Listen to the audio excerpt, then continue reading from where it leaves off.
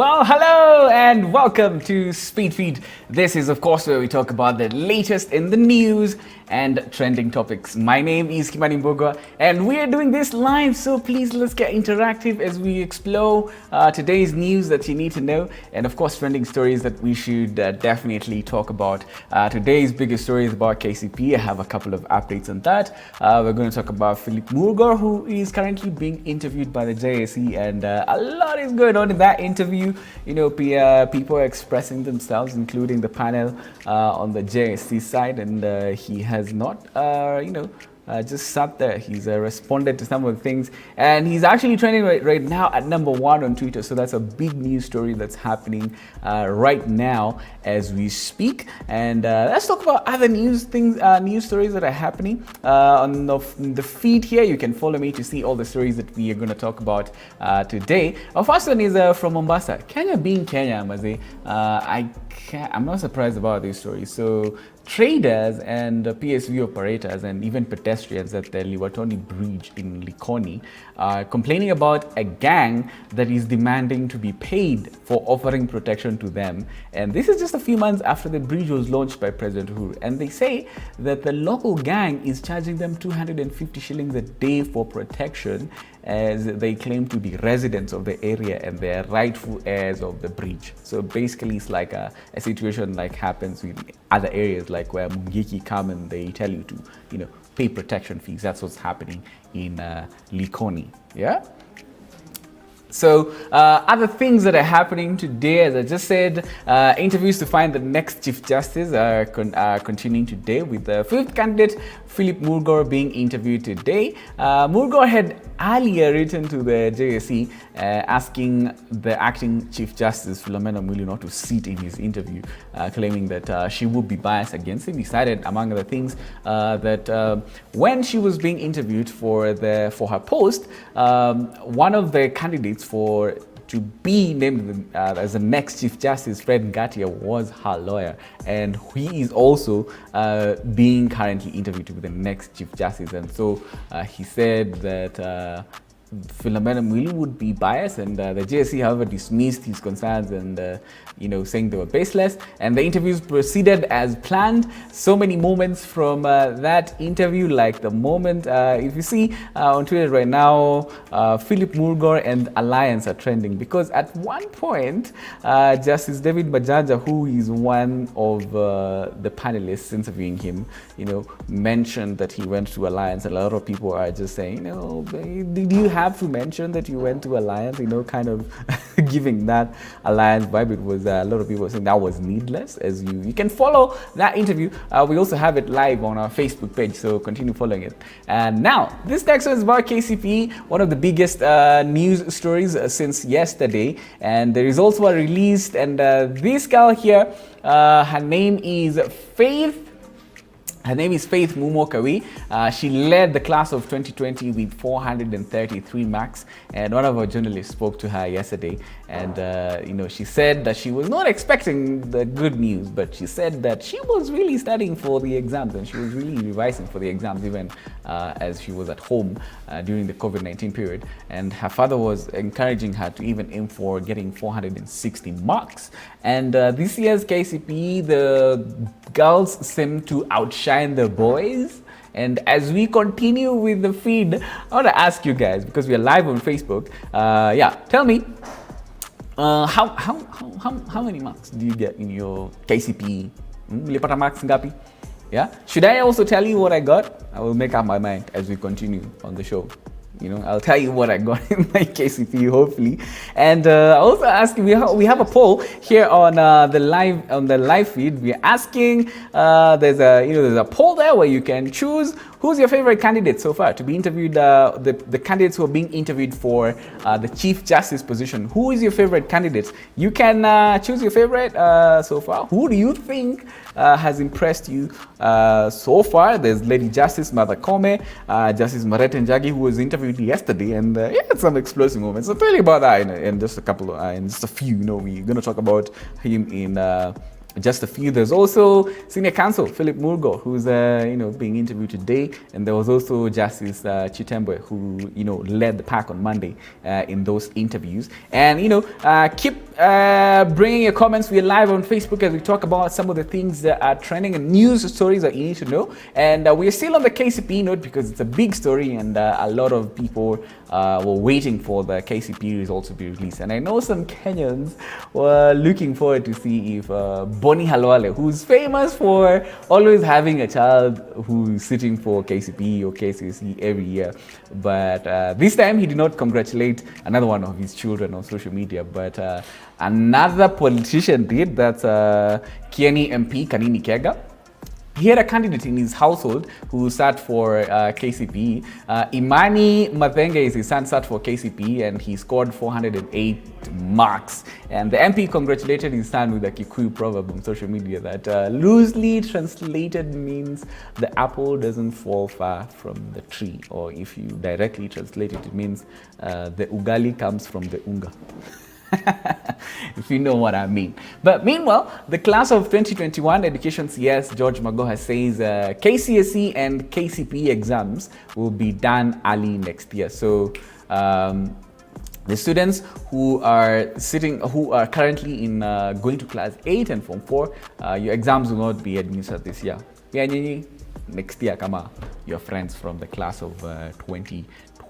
But for the KCPE class of 2020, when you mepata results sahi, your Form 1 selection will begin on 28th of May. So you have about 2 months to know which secondary school you'll be joining. Na kama nilivyowaambia, you can let me know, ulipata marks ngapi KCPE? Is it important? Because around this time, the kids who score 390, 400 marks and above, you have relatives, uncles and aunties who congratulate you on social media. How about the ones who score 200 and below, or around 200? Yeah?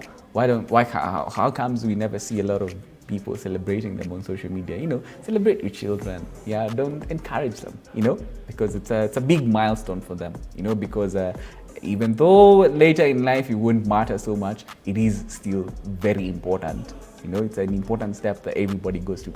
Anyway, lastly, on updates from the KCPE exams or the exams results. So this year there were 7 students who found committing irregularities in the exams, and the president has directed that their results be released. So which means those who start for the KCPE this year, everyone will get their results. Now, the president said, just give them the results. Probably informed by the fact that, because of COVID last year, kids were at home for about 8 months, and, they just wanted every child to transition to the next phase. But that's just about it for KCP. And there are so many things that happened yesterday as the results were announced. But I was kind of hurt by, Faith Mumo, the top candidate in KCP, who said that she wanted to become a journalist, but her teacher discouraged her, told her she could be better. What do you mean? You don't want to become a journalist? Yeah, by the way, you guys who's just out for your KCP, journalism is a noble career. Yeah.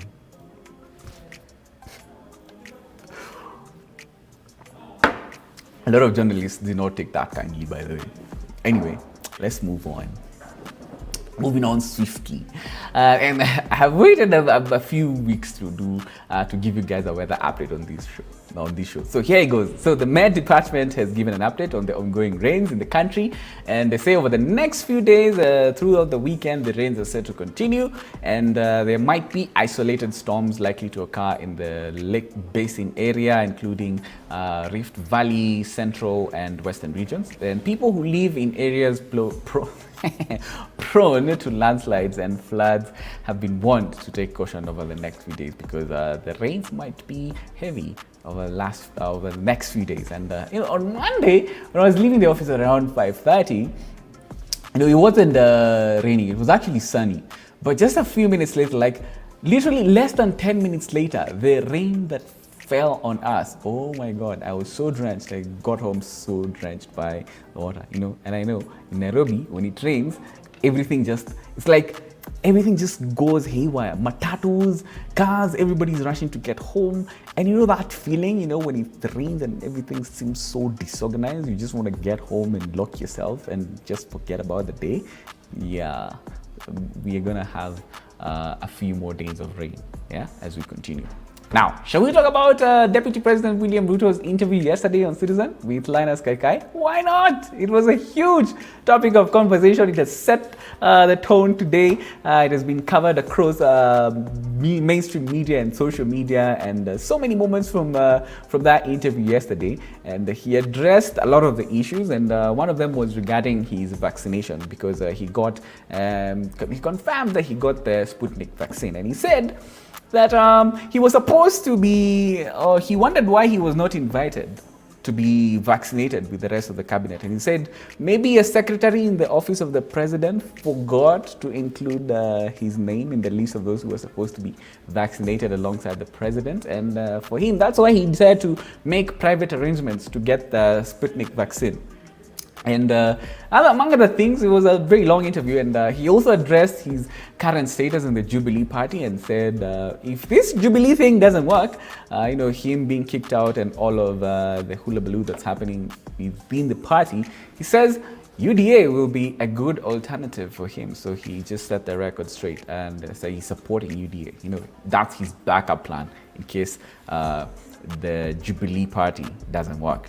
That interview is available online, but those are some of the moments from yesterday. It's still a trending topic. I see a lot of people are talking about it, and including one of the moments where he complimented Kenyans.co.ke's shoes. That's one of the moments from the interview that got a lot of people talking. Now, let's do our Crime Watch update to know the state of security and some of the other things that happen, from the police department and also from the courts. So first one is about this woman here who was arrested for conning a foreigner 300 million shillings in a fake gold scam. And so she was arrested by DCI detectives. And she's said to have sold fake gold to a foreigner from Asia. And she was masquerading as a relative of a senior government official going by the name Omamo. And she will be arraigned in court and charged with conspiracy to defraud. But sometimes I will ask myself, before you have scammed a huge amount of money, like 300 million shillings, just how good is it that is it the person who is conned, or is it the person who's conning? Sometimes I ask myself, who's the fool and who's smart, or who's smarter than who? Because sometimes, but anyway, living in Nairobi, every one of us has been conned at some point. So you can't really put it on the person who's being conned, because, con men take, they go a long way. Like, before you continue, let me tell you guys an interesting story. So I saw this one on Twitter. I can't verify whether it's true, but it got me laughing. So apparently, a group of guys bought they bought padlocks from China, and they found out that the padlocks were fake. There were about 2,000 of them. So they wanted to sell them. They wanted to resell them. And so what they did, they went to a Mhindi shop downtown, and they sold to the Mhindi 100 padlocks. And the Mhindi bought the padlocks. And so the same guys went and sent so many hawkers to that shop, that Mhindi shop, and they bought all their 100. And they kept sending the hawkers to the shop every time they would sell them Mhindi, just a few of the padlocks. And, the Mhindi was like, oh God, these padlocks are, they're a hot cake. And eventually they ended up selling to the Mhindi all the fake padlocks, Some of the conning things that happen in Nairobi. What are some of your con stories in Nairobi if you've ever been conned? Yeah, I have been conned so many times. I can't even begin talking about it. It's painful, when you realize you've been conned. But now, tell me in the comment section. So many of you, I see 10 of you already here in the comment section. I'll be reading your comments in just a few. Mulemi Greg is asking, unakunywa chai na hii joto? Chai lazima bro. Guess what's in my cup? Is it tea? Is it coffee? Is it water? Guess. Yeah, I'm just gonna leave you keep guessing. Yeah, but it's YT keeps me going.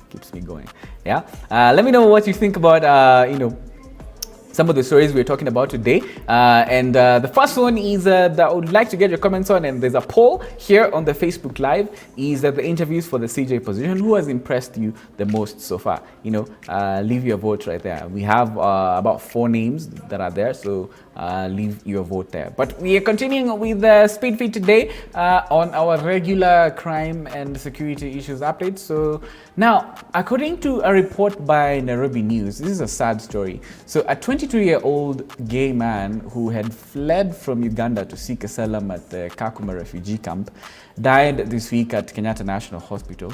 And the young man is said to have fled Uganda because of homophobic attacks. He was a university student in Uganda, but upon escaping to Kakuma, he sustained serious injuries alongside others after a petrol bomb was thrown inside the house where they were sleeping. And this was a homophobic attack, and he had been hospitalized at Kenyatta National Hospital for a month before his death this week.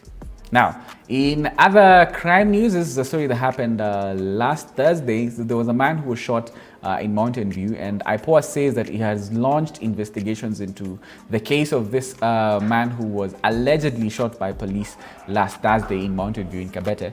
And they say they have taken witness accounts, and they also attended the post-mortem examination, and appropriate action will be taken against the officers if they're found guilty of committing the crime. Still on our regular update on crime news and other updates happening, Lawrence Waronge. He's a 22-year-old man. He's becoming famous. He's been charged with killing 5 people, including 4 family members, 4 members of his own family. Now, he appeared in a virtual court session yesterday, and he denied all the charges.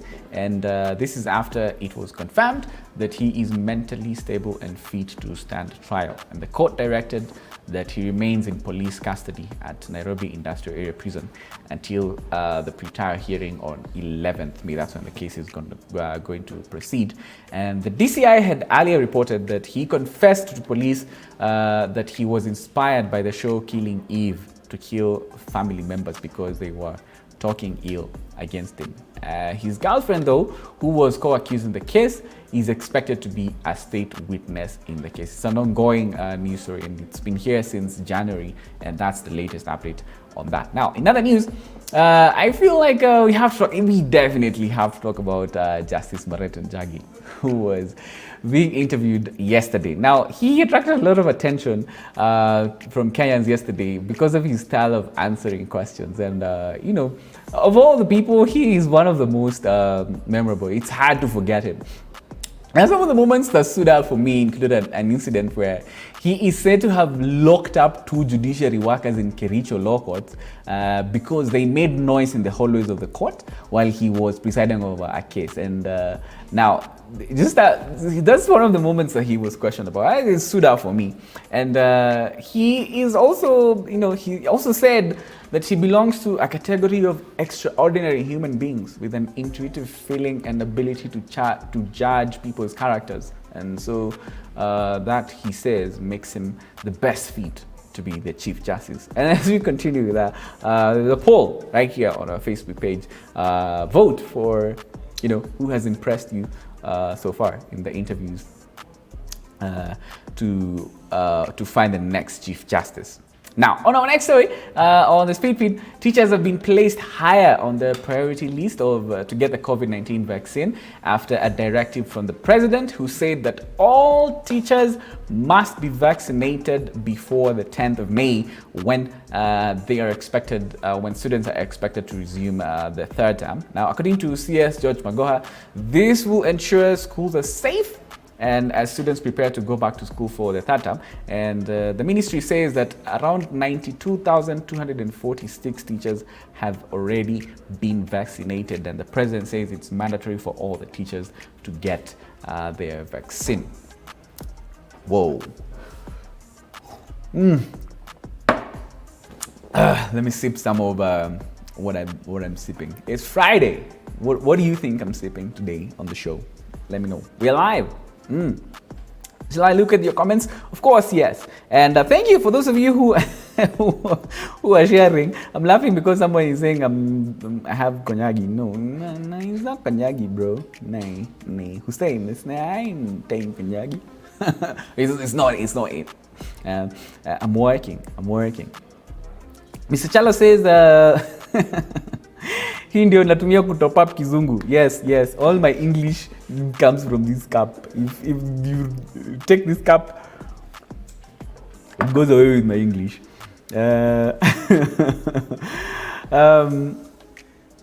So someone says they did the KCP when the total marks was 700, not 500. Yeah, by the way, those of you who did KCP when the marks were 700.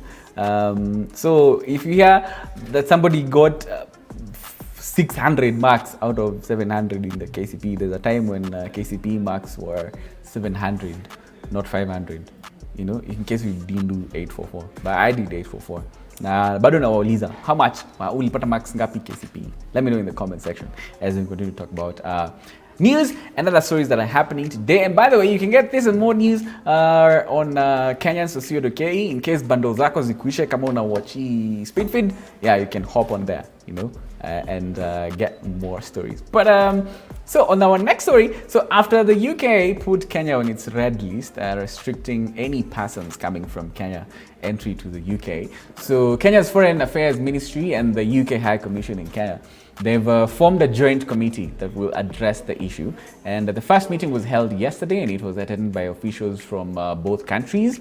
They agreed to form technical groups that will address the current restrictions that Kenya and the UK have put on each other, you know, just to see if some of those measures were extreme and if others were not, you know, just to give advisory on what will continue. At least there are negotiations going on in case you were looking to travel to the UK.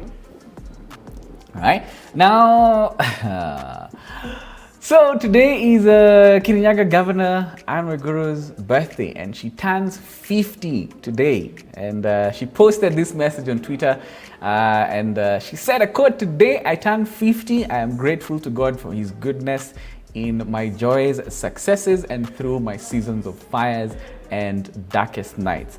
He has been closer like no other. I am blessed to have wonderful family and friends and to be in good health." What a blessing to turn 50, and happy birthday to Anne Waiguru who turns 50. Did you know that she was turning 50? Yeah, now you know. This next one is this is important. If you're looking to get into cryptocurrency and you know, other things around crypto, blockchain, and other things that are happening. So Morgan Heritage have jumped on the NFT bandwagon. In case you don't know what an NFT is, I'm just going to try and explain it in just a few. So the reggae music group announced that they will release 3 songs as NFTs powered by Bondly Finance. So let me tell you about NFTs. So NFT stands for non-fungible tokens. So these are forms of digital art that can be sold online on blockchain.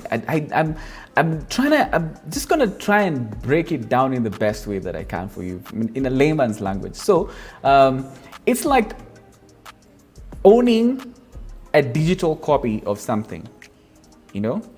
That's what an NFT is. You know, there's one of the most popular NFTs to sell was an artwork by Beeple, which sold for $60 million online. And so Gramps Morgan now will release songs on a blockchain, on blockchain that will be available for sale. Now, I'm not the best expert on blockchain and other technologies, but I have been trying to study it. It's relatively new, and a lot of people are, you know, still now getting into, you know, getting to know about blockchain and cryptocurrencies and other things. But also, Eliud Kipchoge, he also sold an NFT for about 3 million shillings. So I'm just gonna give you that. Just go and Google yourself, because and a lot of people it's kind of hard to explain to people what an NFT is, but it's a form of digital artwork that can be sold. and the right of ownership is recorded on blockchain, and so you cannot lie that you own that.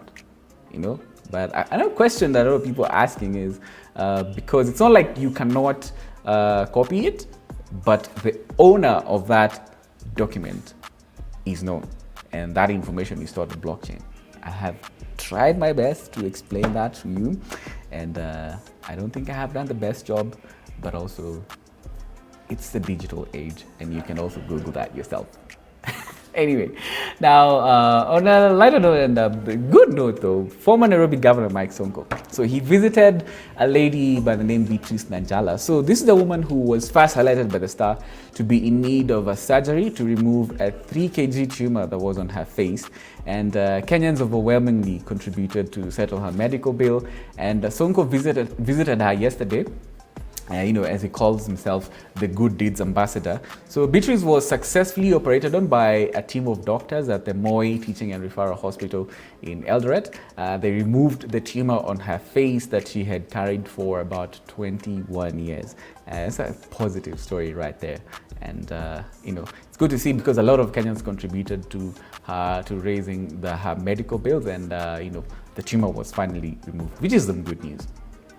And on our last story today, so this one regards Instagram and how in this age people feel like comparing yourselves to each other, and the issues that come with that, depression and other issues that come when you want to be better. You want to put a lot of filters to your Instagram, just so you can get more likes, chase clout.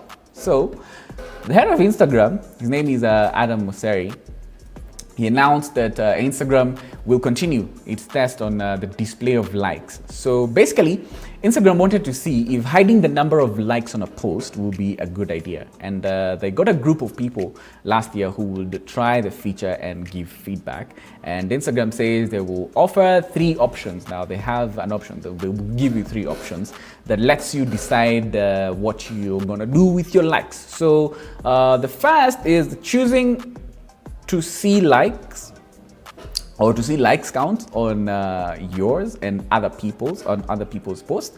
The second is turning them off for your posts, and the other one is keeping it as it is. So you can choose to either see your likes or not to see other people's likes. So when you're scrolling through Instagram, you don't see 6,000 views, 200 views, so that when you post your stuff and you get you post a picture and you get 10 likes, and you see someone else has posted a similar picture and they've gotten 100,000 likes, you can choose to turn them off. But that is still on its trial phase, and that could be rolled out soon to everyone. Yeah, that's an update for you for Instagrammers. And we are live on Facebook. We're about to end this feed. Thank you so much for all of you who have joined. Let's see some of the results for the poll for today. Who has impressed you so far?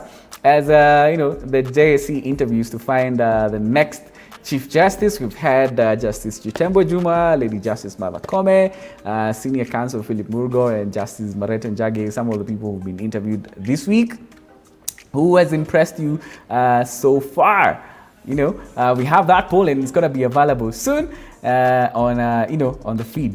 Just go there, vote, and see what other people are saying. Thank you so much, Fred, watching from Mombasa, and all of you who have tuned in from everywhere. Thank you so much for watching Speed Feed today. Of course, this is where we talk about news and other trending topics. My name is Kimani Mbogoa, and I want to wish you a happy weekend. I will see you again on Monday. We'll come back here in the afternoon and talk about what's trending and what's happening in the news, so we can keep it going. Thank you so much for watching. Goodbye.